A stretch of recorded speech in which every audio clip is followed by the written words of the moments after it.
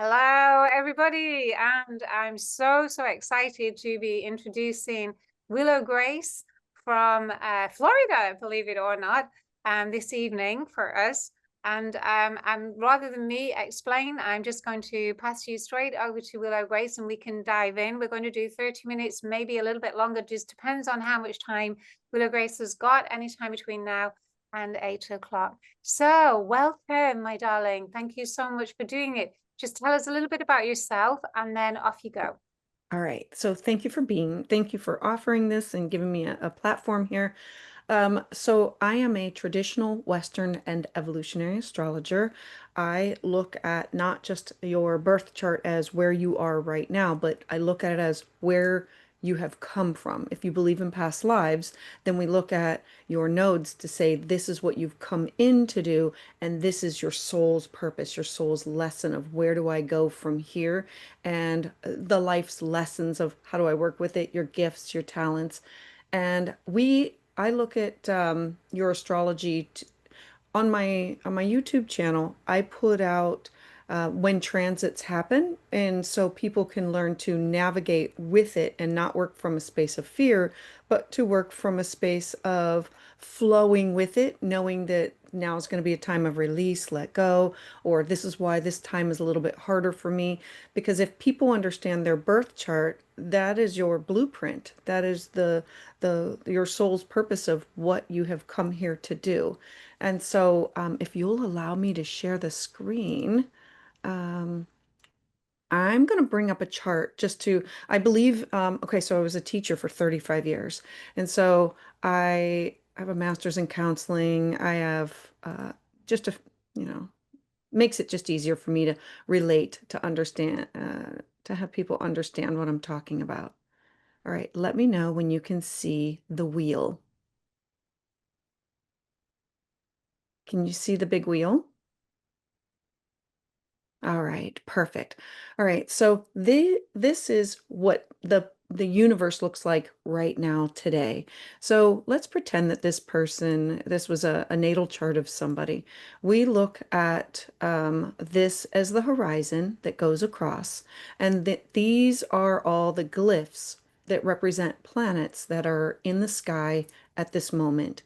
All of these represent planets that are below the horizon. So if this was somebody who was born today, we would know that their Mars is here in the sign of Libra, their sun would be in Virgo, their moon would be in Leo. Now, most people will say, I know my sun sign. If you know your top three, your sun, your moon, your rising, you are golden. It gives you a really good story of who you are. When we look at somebody, let's just look at this chart. Astrology is made up of the planets, the signs, and the houses, and each one of these are considered to be the houses. You take the entire universe and you break it up into 12 equal quadrants. I do whole house sign and I do Placidus. If anybody knows a little bit more about astrology, there are many different types of housing systems. And so the first house always represents their outward appearance, what they have come here to do, their identity. And so this represents Sagittarius, first house. The second house represents our money, our cash, our property, our talents, our what we value, what we need for security. The third house, you can see the numbers are here. Third house represents all topics that have to do with how we communicate on a one-on-one basis and early education, neighbors, siblings, cousins. And the fourth house is, if you think of it as the cradle, the bottom, the home, this is what you need in order to be stable, reliable, to build your life upon. And the fifth house, this represents fun, joy, children, creativity, love, beauty, those themes. And the sixth house represents what we need in order to, for mental, physical, spiritual health, well-being, our pets, our balance between home and career. It represents how we give back and to be of service to other people. Now, if the bottom of our chart represents us individually, the top of the chart is how we relate to other people, what we are in the outside world, because this line represents like the moment that we have left our mother. So if our first house represents who we are, our seventh house represents what we look for in partnership, what we need to balance ourselves out in relationships, business partnerships, professional collaborations, open enemies, exes, clients. If the second house, remember, is our money, our personal, so remember, everything that's down below is personal, then what's above the chart is us in collaboration or connection with others. So if the second house is our money, our finances, our resources, then the eighth house represents what we value, what we need, where we invest our time, our effort, our energy in others. If the third is the way we communicate, lower education, neighbors, close to home, then the ninth house, the opposite, is us in the outside world with traveling, expanding our mind, thoughts, ideas, communication. This is publishing, legal matters, it's visas, passports. So you take the theme and say, what will I do in the outside world? If the fourth house represents home, then the 10th house represents where we are seen, our job, our careers, our reputation, our legacy, us, and people seeing us as an authority figure or authority figures over us. If the fifth house is children and what we want to give birth to, what we want to create, what we find joy in, the 11th house is who do we collaborate with in order to attain our dreams, our hopes, our wishes, our goals. And then the sixth house being of health, then the 12th house we consider to be the hidden house, dreams, intuition, psychic ability, the house of isolation, the house of our fears, where we break karma. Now, those are just the houses. Each person has all of the planets and all of the houses and all of the signs in their chart. We consider the sun and the moon to be luminaries. We look to each one of these glyphs represent the planets, and then each one of these signs represent how that manifests and is makes each one of us unique. So even twins that are born just minutes apart, because the planets move, their moon could be in a different sign. The moon shifts. The planets, the way that they connect to each other, shift. Now, if we understand the visual, the picture of, oh, and I color code everything to make everything easier for people. Red always represents fire, so we know that all fire go together because astrology is the earth, air, water, fire. So, and each one has a modality of starting, holding its space, or ending. And so we have Sagittarius to, the belief in something that's bigger, that's out there, and Aries, the right now, the initiator. And then we have Leo, the long lasting, all in our fire. And then we have Earth, my three earth signs, and those also go with the initiator and the long term, and then the end it, because Capricorn we think of as our goals. Each one of these signs is represented, it rules over specific planets, and they do better in some signs than in other signs. And so let me get rid of this. The way that the planets, their location, I call the inside how the planets are talking to each other. Blue represents ease and grace, and red means that it's difficult. And so reds can be squares. We need we need squares in our life in order, squares are right angles. Astrology is math. It's literally the degrees, the signs, the planets, and we look at it and say it's a right angle, it's a hard angle. Well, it creates tension between two different planets and says, this and this, they have to be worked out. Let's have a conversation. Something has to give. And then we also have oppositions where one planet is opposite or opposes the other. Now there's green in here. Green, create yods. They call them the finger of God. It's like they point to an area and it's like saying, I want you to focus on this, and it's going to be really uncomfortable, and you might not like it all, but this is what you have to do. And so we look to where are these connections? Where is where are the planets talking to each other? And is it going to be easy or is it going to be difficult? And how do we blend that together? Because in order to have it, when we have our life lessons, the goal is for growth. It's for spiritual enlightenment and growth. And we don't get that just by things being easy. We have to work, like I believe the earth is school of where we are learning to get to navigate. Now, we also have one more Chiron. Okay, here's this is it's not a planet, but it's Chiron. Chiron is considered to be the wounded healer. We look to Chiron and the degrees of Chiron to identify in that person's life where they will experience their wound, that they will work on healing for the rest of their life. With astrology, it's made up of stories that come from um, the story of Chiron. Zeus, he had many wives and he chased after many women. And the story with Chiron is he chased after a woman, and this goddess, a woman went to a goddess and said, I need protection. And she said, let me change you into a horse. And she did. And he took her anyway. She became pregnant. And so we know it's from an unwanted, it's not a consensual. And so she had a half horse, half human baby, and she didn't want it. And he didn't want it because it was said to, he knew that it was one of his children was prophesied to upstage him. So they were going to leave this child. And then Eros, the sun god, came down and said, he and his wife, let us raise him. And they raised Chiron to be this wounded healer of, we love you, we appreciate you, we're going to educate you. But he always had that pang in his heart of not being 100% enough. And so all of us have that wound of how do I evolve from that? And so that's just by the symbol of Chiron.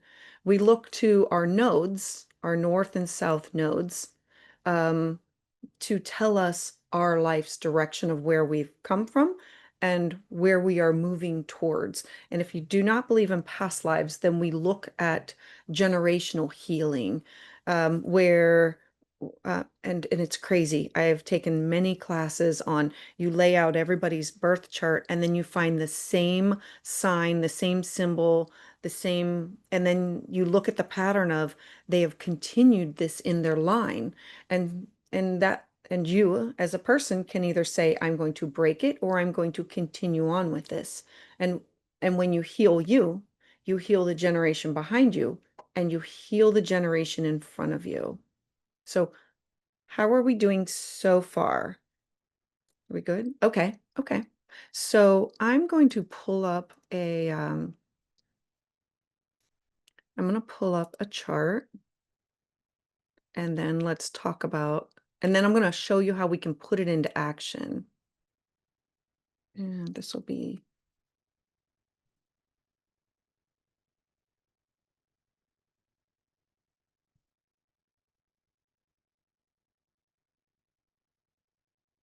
for crying out loud, it's not 20, it's 1960.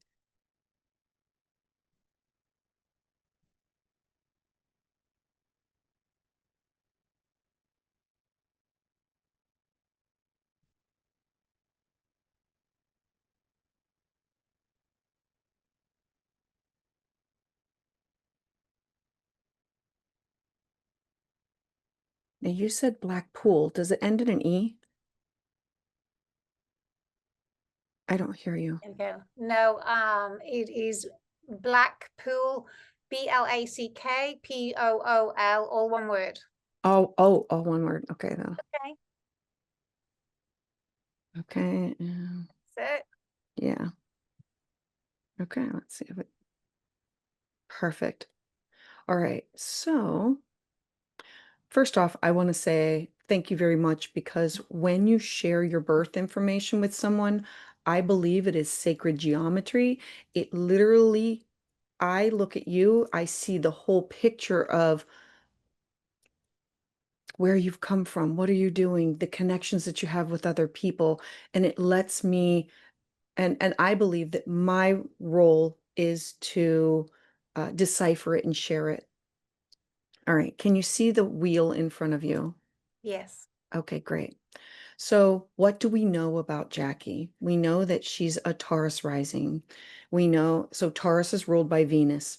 Naturally beautiful, probably don't wear a lot of makeup, very simple but nice with quality over quantity.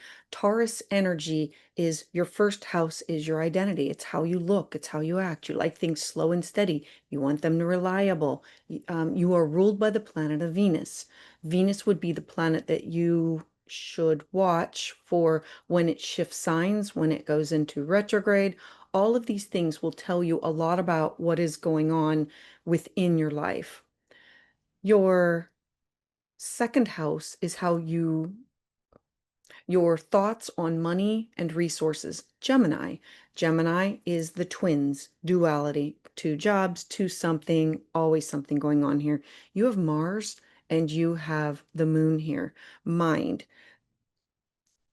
I'm going to say this with loving kindness. Usually, somebody with a moon in Gemini has a racing mind. They can be OCD. Their thoughts are always going. They embrace and appreciate. Um, Somebody has to be more than a pretty face, and so they want a good communicator. The sign of Gemini also means like literally you're thinking when you're asleep, you're thinking when you're awake, your mind is always going. And it is, and your idea of like flirting would be through communication. That's how you're going to find out about everybody. There are some people that are lookers, that are watchers, and you will engage in a conversation and embrace that more than um, uh, through watching or through connecting or touching with somebody. Now you have Mars here. I, Jackie, have to initiate. I have to cut, sever, remove. I have to be in charge of my finances, my resources. I have to cut, I have to sever. And then we look at like when specific things happen in your life, when you have to make those decisions. Now, your third house represents, it's the sign of Cancer ruled by the moon. So we can go back and like, oh, also one more thing. We can look at your birth chart, and this is it's an event chart of the moment that you were born. So we can also look at it and say, what was going on with my mother? What was going on with my father? Like it literally tells us a story of what's going on with you. And then we can take your birth chart and we can layer somebody else's with it and say, this is where you're going to have a hard time with communication. This is going to be where you've known each other in a past life. This is going to be where you're going to support each other. This will be where you might have difficulty. So your third house is ruled by the moon, Cancer.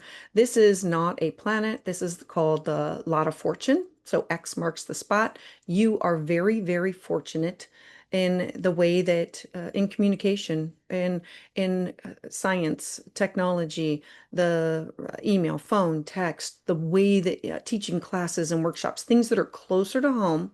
You have always been fortunate. And when the transits come around and get to be around 15 degrees of Cancer, it activates that in your chart. And you might say, well, like, this has always been like this. And well, yeah, because you set this up to have luck or to have fortune in your chart because of other difficulties. We don't set our lives up to all be easy or all be hard. We set it up that we have to work through some things, but it can't all be hard. Um, Now, your fourth house, Leo, fierce, loyal, fiery. You have a stellium here. A stellium is when we have three or more planets.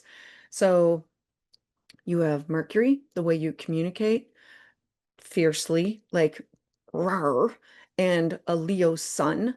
But your sun is about protecting home, protecting family, traditions, um, Uranus is also here. That's the blue one. It's think of it as the radar.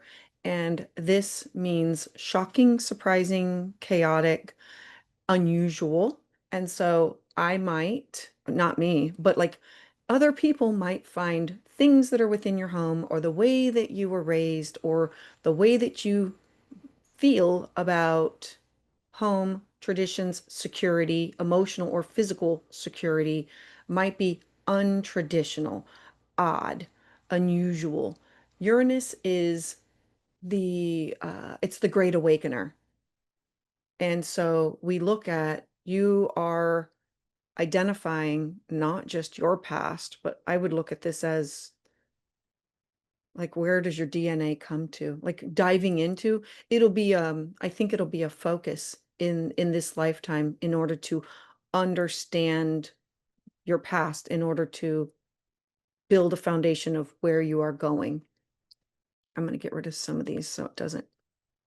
Your fifth house has Pluto. Everybody has a Pluto. That's the brown one. Pluto is also a trauma signature. Pluto is where we experience birth, death, and rebirth. It's in the house of Virgo, which can be self-care and nurturing and taking care of self, but it's also can be obsessive compulsive or perfectionism tendencies. This is for things that you want to create and give birth to. Um, you have Venus here also, and Venus in the sign of Virgo is practical. It's not having like just a lot of things.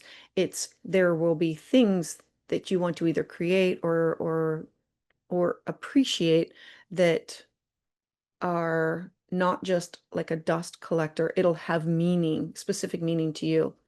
Now I'm going to come back to the nodes because this is important for where we are now.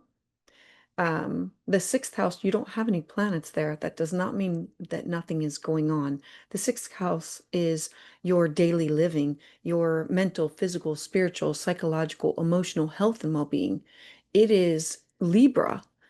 I, Jackie, need to be very balanced in my daily habits. I need to always make sure that I am prioritizing my health, mental health, all types of health, where I search out support my balance of career and home and the service that I give to others.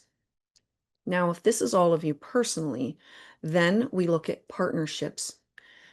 Oh, Jackie, you and I would get along really well because you have Scorpio here. Scorpio, where we have Scorpio, it's deep, it's intense, it is psychic. You don't, you look for a partner that you can 100% trust. Nothing else will do. If you have the seventh house is best friends, significant others, partners, clients, you would rather have honesty. Like if I said to you, Jackie, I'm so sorry I'm late. I got a flat tire. And then you looked at me and then you looked through me and you're like, why the hell is she lying to me?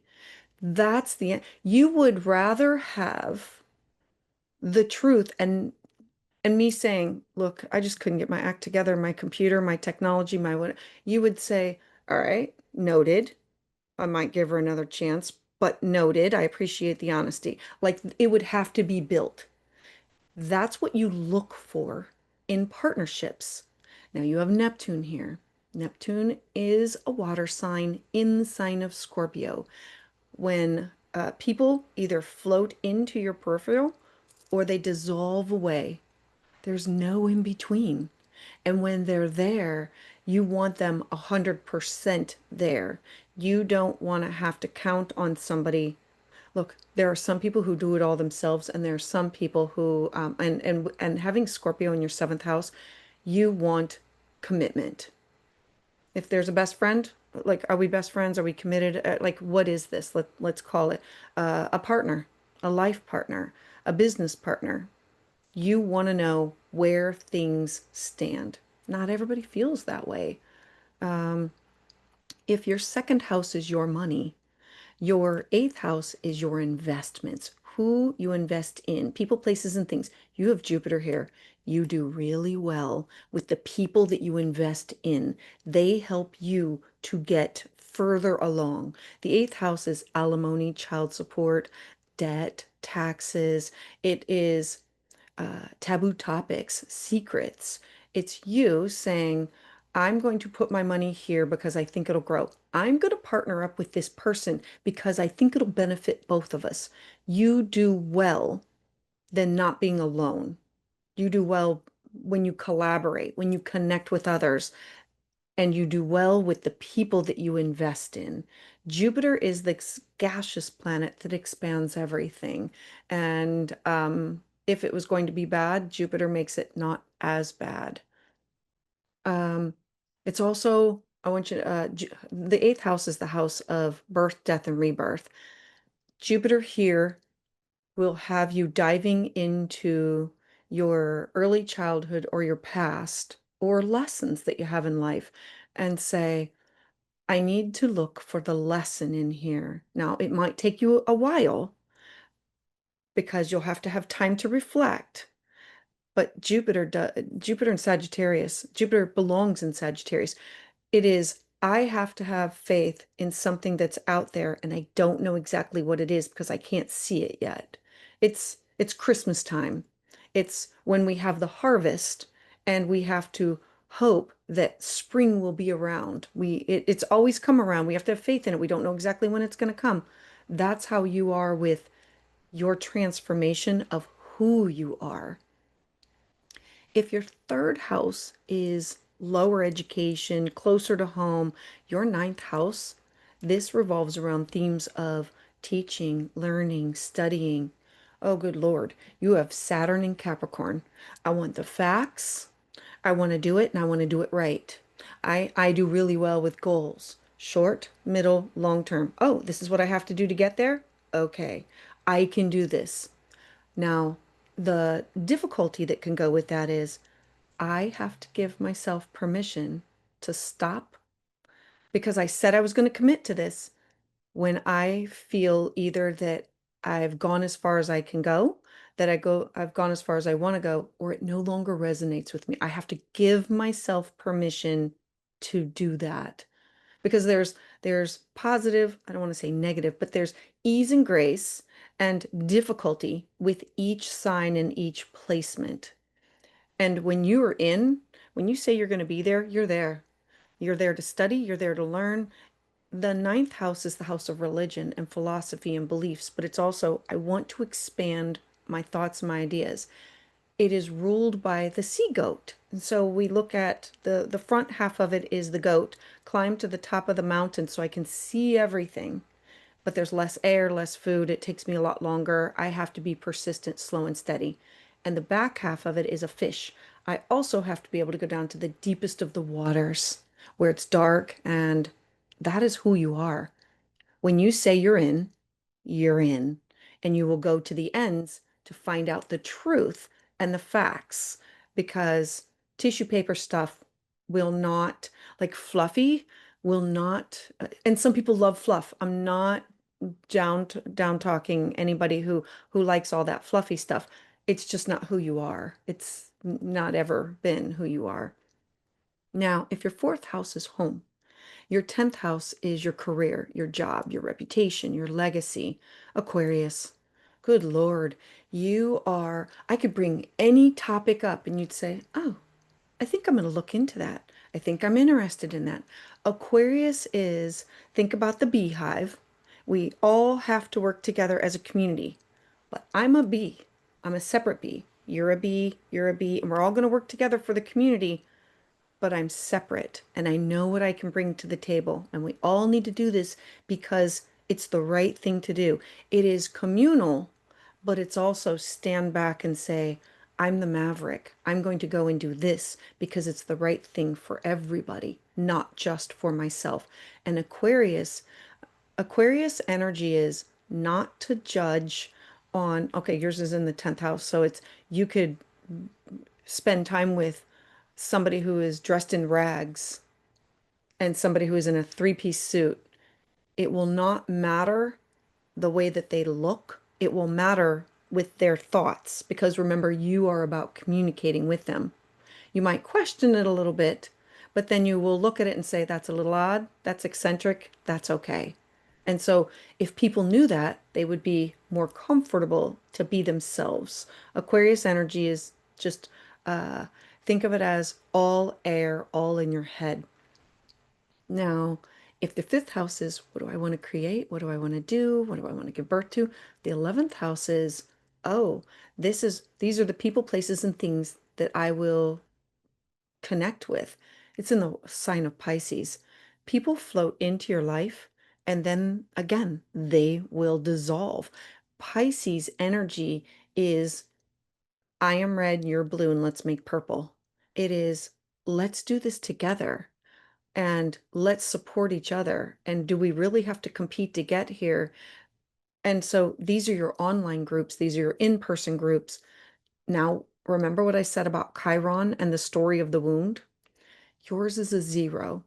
If you're open to the thought of it, you either brought your trauma in with you to complete some of it, or there was traumatic things that happened when you were born or when you were very, very, very young.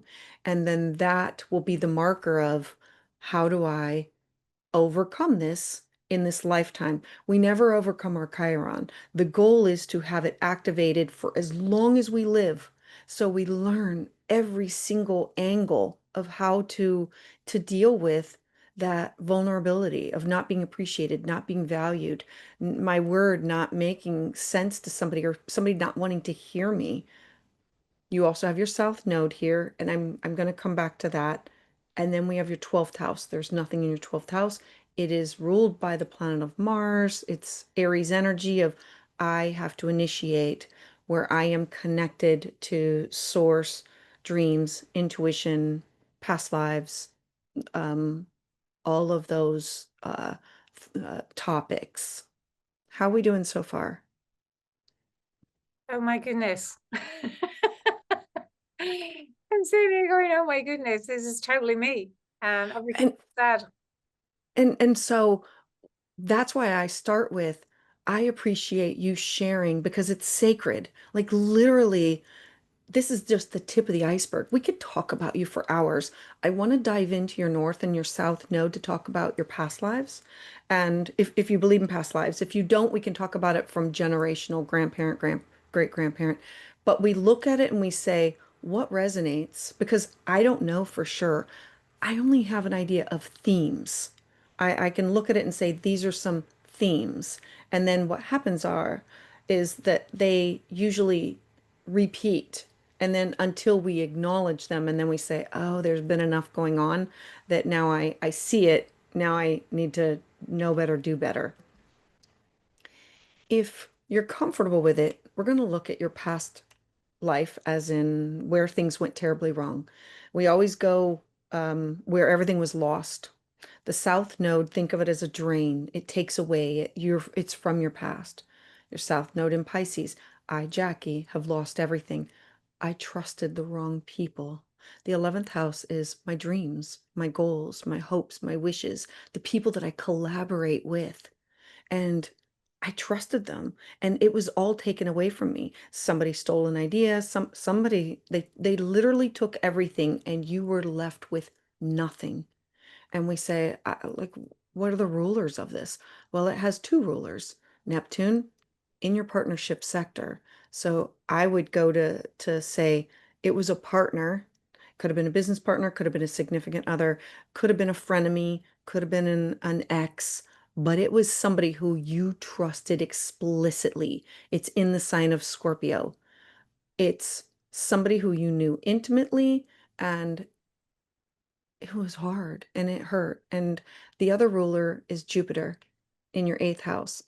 This is you shared your resources with them. You shared your thoughts, your ideas. You didn't only you lose that, you lost your money. When you lost everything. And then I say, well, all right, if we know that that's the negative, add to the story and give me more to it. Oh, okay. You have a square. I also have a square to mine. We call it a skip step or a misstep. I'm going to draw a line so you can actually see it. When somebody has a square to their nodes, they decided, I don't know what the heck we were thinking. Jackie, you and I, but mine is different than yours. But you were thinking, you said, you know what? I'm going to come back in and I am going to speed some things up a little bit. I'm going to put some similar things into play and I'm going to learn and know better because it's my moon. My moon is my intuitions, my dreams, my feelings, and I'm going to ask more questions because Pisces is release, let go, trust. Here, have a drink. Let's have something that Pisces energy is sometimes avoidance because of drunk or high, or it's where we are under like a spell. And you having a moon in Gemini is like, yeah, no, that's not, I'm not going to lose my possessions. The second house is your cash, your property, your talents, your skill set. I'm not going to let that happen again in this lifetime. I'm going to know better, do better. I'm going to ask the right questions. I am going to make sure that there are contracts there. I'm going to do better. Now, to add to it, we say, well, what should I be working towards? Oh, fifth house of creativity, giving birth, literally or figuratively, with children or with what do I like? I'm too old to have children, but to give birth to creative projects, things that I would be, that your talent holds. You, Jackie, in this lifetime have said, oh, okay, I am going to use caution with, I'm going to create these things, but I'm going to be organized. I'm going to be structured. I'm going to pay attention to the details. I'm like, well, I need more information. Oh, Mercury. Mercury is the ruler. Oh, Mercury, fourth house. I will not lose my home. I will focus on creating stability first. Well, I need what can I pull from? Well, you've already done it once. The positive is when we go back, we just don't come into this lifetime with the lessons. We come in with the gift of the knowledge. A south node in Pisces means that you were most likely a healer or somebody who was very psychic and an intuitive, and you were taken advantage of. And it usually means somebody of a higher vibration, and your circle was not a healthy circle and somebody took advantage of you. And I believe it was a partner and they took advantage of your trust. And so in this lifetime, oh, I have to be more Virgo-like. I have to get the facts. I just, I can't always rely on my feelings because people can lie and then they gaslight me and I just don't always. I have to merge the two. I have to combine them. And then my moon will be satiated. It will be satisfied. So in this lifetime, you are moving towards a balance of whatever it is that you're creating. I don't know. I wish I knew more about it. It's always better that I don't know about you because then I can start with a clean slate and it doesn't look like I'm like reading into it. But this generally means that you come from some type of ability of healer, intuitive, I don't know 100% what, but in this lifetime, how can I, Jackie, create things? How do I give birth to? Is it projects? Is it classes? Is it workshops? Is it learning opportunities? What are you creating? It will probably come in the form of classes, workshops, things that can be written, things that can be, and there should be contracts involved. There should be heavily contracts involved. Now, I'm going to add, how are you so far? Because I don't want to hit a nerve. No. Oh, What you're saying is so accurate there. I've just done a past life experience and it was so profound, and it was regarding somebody very close to me who mm, betrayed me in a past life, and I yeah, lost everything. I even died from it, so I even lost yeah, life. yeah. And in this life, the person that I'm speaking about is extremely close to me. Yep, they come back around. And yeah, it has represented itself in a different way. Yep. way where I have to let go and Yeah. boundaries in place and not allow my feelings, because the Yeah. person's so close to me, but not allow my feelings to get absorbed and allow that to happen to me again. Yeah. And, Yeah. and Because, blown me away because the person is actually a Pisces. yeah. And Okay. We could talk about even why that's happening. Yeah. it's almost like everything that you're saying has just not that long ago happened to me, which is and that person has um utilized a lot of as I've been doing this business, this person's been doing the business, and yeah, whoa, Yeah. whoa, Yeah. yeah, and in this experience of a past life, there was about 5 healers all working on me at the same time, and I shot into this past life, and I actually could feel my throat Yep. in squeezed, and eventually Yeah. I was sacrificed. Yeah. It Yeah. was just unbelievable. And Yeah. in this life, the person that is representative of that it has got the biggest place in my heart. Yeah. I'm Yeah, sorry. it Yeah. was really quite. However, I can feel that, like you said about Chiron or Chiron, Karen. Yeah. is what I feel is that this has happened to me, but it's happened to me for a reason. Yes. And, the reason that I've got to grow from it is to be able to put boundaries in place and not allow my feelings to be manipulated Yes. and my actions to be manipulated by my feelings. So boundaries have been put in place. And yeah, wow. Yeah. And okay, so I'm so I'm not glad that like all of this is happening, but I'm glad that you are seeing this. And then I want to show you how the timing of this happened because usually the first time somebody comes to me, we do a natal chart reading.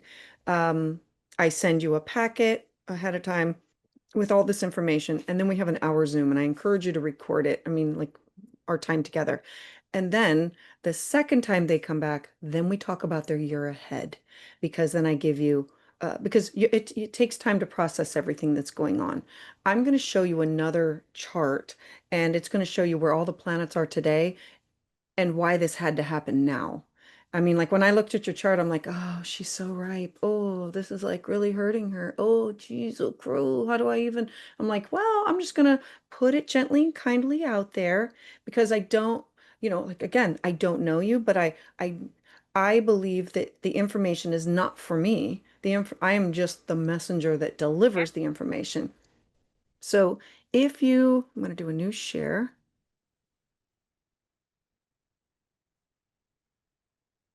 Now, with a new share, I'm going to do a bi-wheel.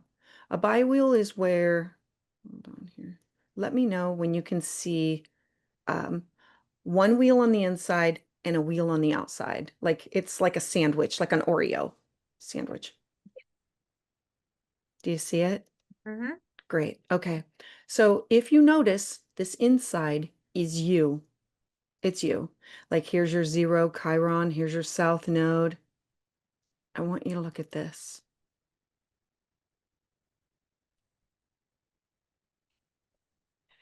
That's a nodal opposition. A nodal opposition happens every 9 years, and we have a nodal return in 18 years.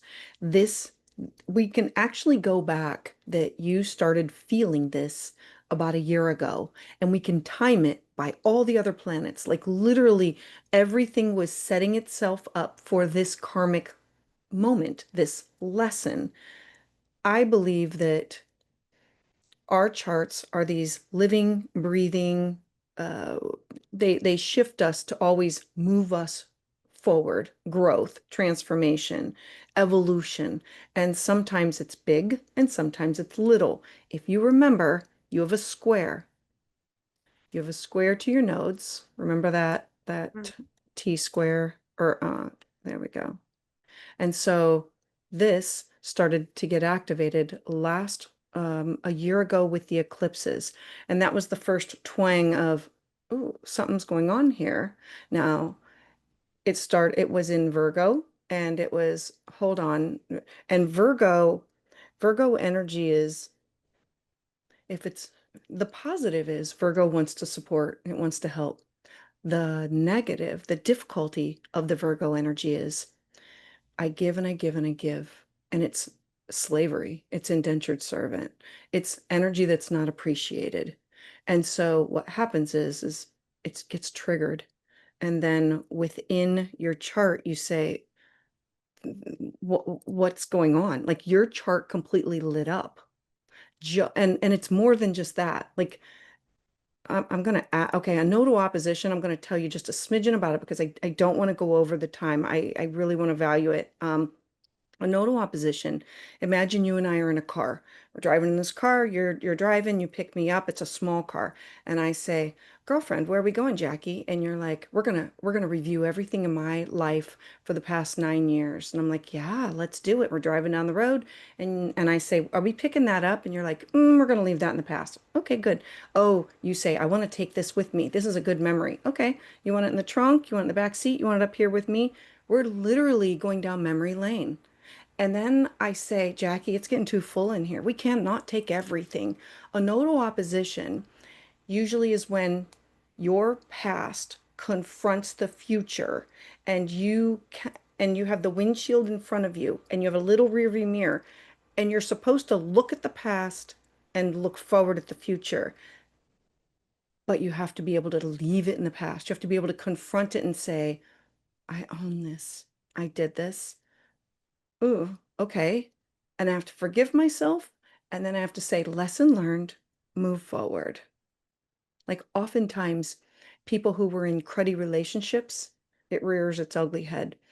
People who are in rehab, I just had a client who they're going through a nodal opposition. And I said, okay, I'm just letting you know that you're going to have all of those themes of your I want you to stay clean. And what are you going to do to put yourself in, to set yourself up for security, for safety here?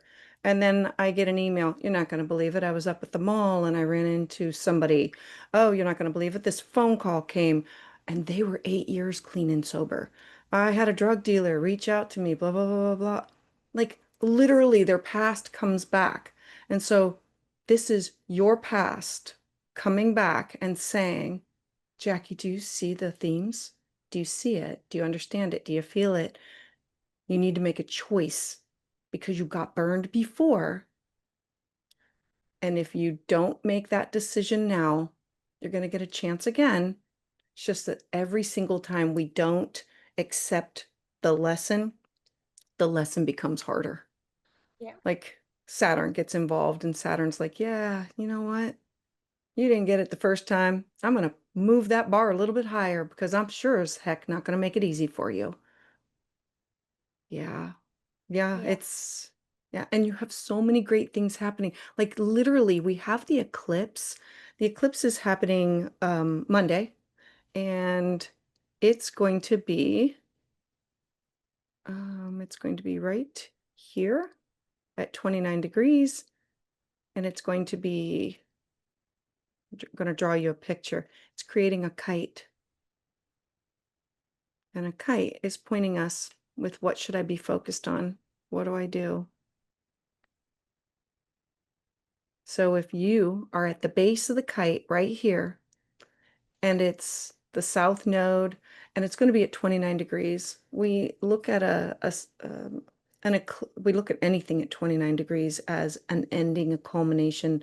And this is a new moon eclipse of I, Jackie, am now ready to graduate from this and move on to this lesson learned. I'm not going to throw out my knowledge, but I'm not going back to that because I'm no longer the student. I am the teacher. And then we say, what are you going to do with it? Oh, Jackie, come February, you got some big plans going on. Like if I were to look at this, you have Pluto at the top of your chart in your career. Your career is going through a massive transformation. What you think that you have now is not going to be what it will be in a year. Uranus is really upsetting the money and the finances of it's quick, it's fast, it's like here, it's gone. but then I think that you're going to be diving into esoteric, dark, not dark studies, dreams, intuition, psychic ability, astral travel, topics that not are that might be considered on the fringe of some people's radar, but it is a connection to not the earthly realm. What do you do? What do you do? At the moment, I teach crystal healing, but I'm Oh, doing the biogeometry course, which is teaching me more mm, about the energy world and mm, lengths and how they affect you, and the biogeometry signatures and the sacred symbols from the Egyptian pyramids, and being able yeah. to communicate with the unseen. Well, the 12th house, I would expect like major cosmic downloads. Hmm. There's going to be eclipses that are going to happen in February of next year. Basically, we are gearing ourselves up for the evolution and the change. All the planets have shifted, and now we're going to have this eclipse, and we're going to be processing it in October, November, and December. And then January, things just start to kick back up. And then February, March, everything is new, like new goals. I would expect major download. Okay, because you have a South Node in Pisces, I believe that you had certain psychic abilities. Whenever anything happens in the 12th house, it's not getting a new skill, it's uncovering a latent skill or it's getting the information. For me, it was like I understood what my dreams meant, and I said, you don't have to come to me in a dream. You can talk to me when I'm awake. Does that make sense? Yeah. I think that you're going to be getting like downloads of information that are not from the earthly realm. Okay. Angels, guides, not from the earthly realm. Well, that sounds amazing. And Yeah. I really, really appreciate your time and everything this evening. This has been incredible. And it just shows everybody how wow and accurate it is. And for me, I'm definitely going to look into possibly booking a session with you to maybe have a look into more of what's going on. And thank you. And I'm so sorry if anybody else was wanting information this evening. I seem to have hogged the limelight, but No, thank you. it really needs to be like when I meet with people, it needs to be an hour because Yeah, I don't just give you the information. I want to teach it to you so you yeah, say, "Oh, I get it." And then my next consultation is usually, "Now let's look and map out your year ahead."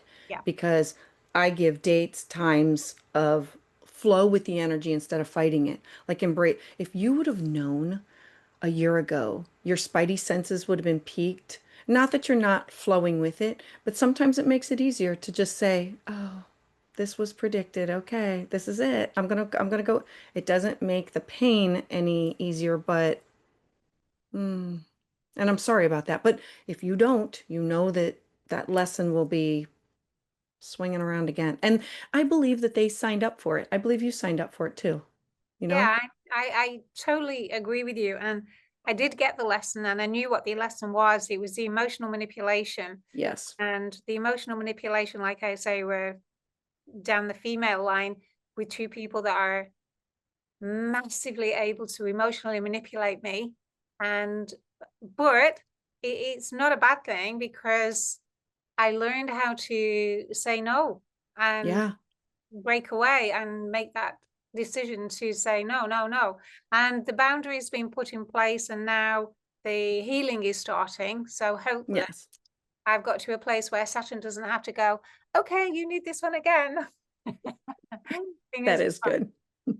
So, Willow Grace Eller, the VA who has been communicating with you, has got all your details. So we will put your recording out there. But if you want to say on the recording, how can people find you?